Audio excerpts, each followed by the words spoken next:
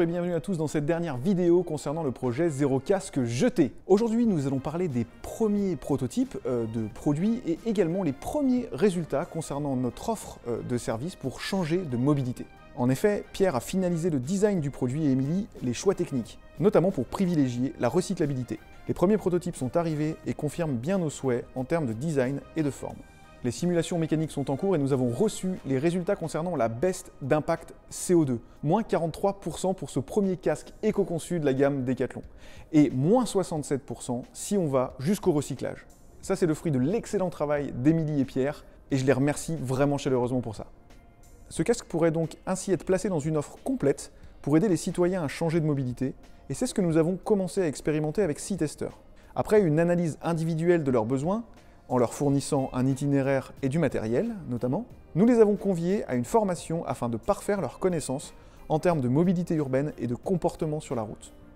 La partie pratique de cette formation n'ayant pas pu être réalisée pour cause de conditions sanitaires. Nos testeurs sont donc partis pour 4 semaines de tests, en laissant leur voiture au garage le plus possible dans leur déplacement domicile-travail. Grâce à notre accompagnement, au matériel mis à disposition et à l'itinéraire que nous avons travaillé pour eux avec nos partenaires, les retours sont franchement très positifs. En effet, nous avons pu prouver, avec un certain nombre d'hypothèses, que ce nouveau modèle pouvait être rentable en moins de 18 mois, avec une réponse extrêmement pertinente pour l'utilisateur.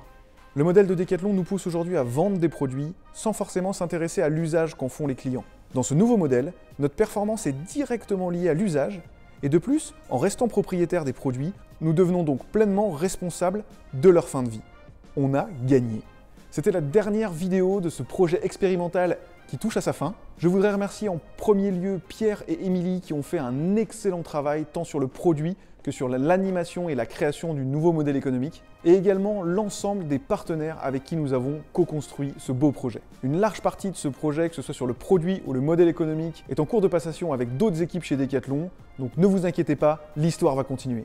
Et puis pour changer un petit peu de ma tête que vous avez vu beaucoup tout au long de ces vidéos, je vous laisse avec Marie, Vincent et Antoine, qui ont été des personnages clés de ce projet et qui s'expriment et vous livrent leurs ressentis. A bientôt j'espère pour de nouvelles aventures et surtout, vive l'économie d'usage.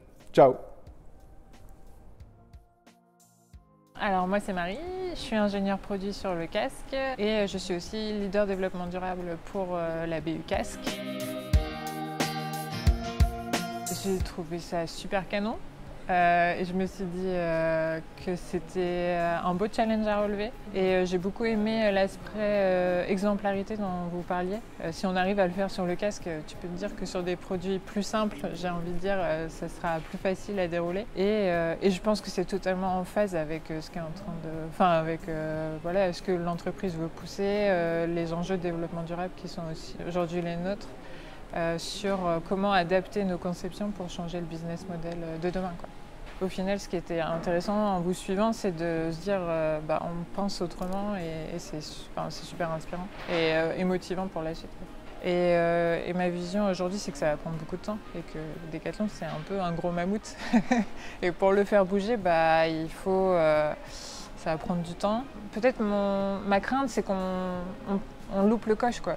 Et que même si on se dit oui, il faut y aller, en fait, on n'y allait pas assez vite et du coup, demain, on n'aura pas réussi à faire ce shift qui nous permet en fait de répondre aux nouvelles attentes du marché, mais aussi aux enjeux climatiques qui sont ceux qu'on connaît aujourd'hui, quoi. Vincent Lantin, je suis en charge de l'innovation pour Keepstar, Foot à 11. Déjà d'être présent sur les 2 types de formats qui avaient été proposés par l'équipe, à la fois les conseils, mais également aussi le suivi mensuel qui était fait sur le projet pour avoir une bonne vision et une dynamique par rapport aux difficultés rencontrées. Croiser des compétences internes et externes, parce qu'on parle beaucoup des écosystèmes, mais au moins là, ça avait le mérite d'être concret sur un enjeu stratégique de l'entreprise, qui est le développement durable. Et on sait tous que si on veut effectivement répondre à ces enjeux-là, il ne suffit pas de le décréter, il ne suffit pas de reproduire les schémas qu'on connaît, sinon tout le monde le ferait déjà. Les espoirs, c'est que, en fait, on est dans une boîte qui permet ça. Et la preuve, vous l'avez incarné. Aujourd'hui, je pense que vous pouvez être fiers, si en tout cas on ne vous l'a pas dit, moi je suis super fier de vous, parce que vous avez osé à titre individuel et collectif passion. Bon, moi c'est Antoine Bonnet. Moi ça fait 10 ans que je suis à Decathlon. Donc je suis à la fois contrôleur de gestion et aussi j'accompagne, je lead l'équipe qu'on appelle Cross Conception. Mon rôle au niveau du projet Zéro Casque Jeté, moi je dirais que j'étais plutôt promoteur du projet, essayer de vous accompagner pour assurer que vous aviez l'ensemble des conditions et des moyens qui vous permettaient de réussir à tout ce que vous avez engagé, que ce soit sur le casque, mais aussi sur le nouveau business model. Le premier intérêt, c'est de semer des petites graines sur le nouveau business model. Et là, on en reparlait encore avec des collègues ce midi. Clairement, on n'arrivera pas à baisser nos émissions de CO2 avec un business model où les quantités croient de plus 20, plus 30%, encore plus sur le casque. Et donc, ça passera par des projets comme ça qui donnent envie aux autres de se mobiliser et puis de faire changer les choses. Peut-être même avant que nos clients en aient l'intention. Et le deuxième, c'était aussi sur la conception du casque, percevoir l'intérêt d'avoir une équipe dédiée qui est vraiment focus sur un projet innovant. Et voir justement comment cette équipe peut aller plus vite, aller aussi vers des solutions qui sont innovantes, qui créent de la valeur encore plus que nos solutions actuelles.